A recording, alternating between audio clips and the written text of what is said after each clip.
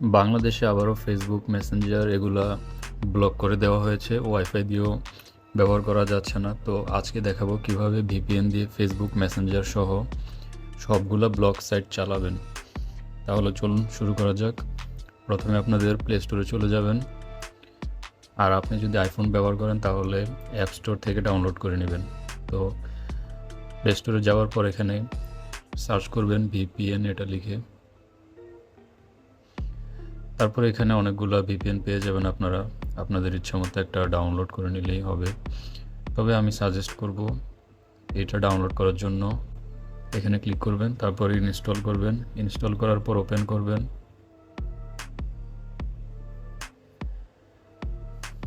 Open করার পর এখানে ক্লিক করলেই কানেক্ট হয়ে যাবে। আর আমি কিভাবে ওয়ার্ক প্লাস করেছি এটা শেখার জন্য আপনারা উপরের আই বাটন থেকে ভিডিওটা দেখে নিতে পারেন। আমার এ বিষয়ে একটা ভিডিও আছে। দেখুন কানেক্ট হয়ে গিয়েছে। এবার ফেসবুক চালিয়ে দেখাচ্ছি আপনাদেরকে।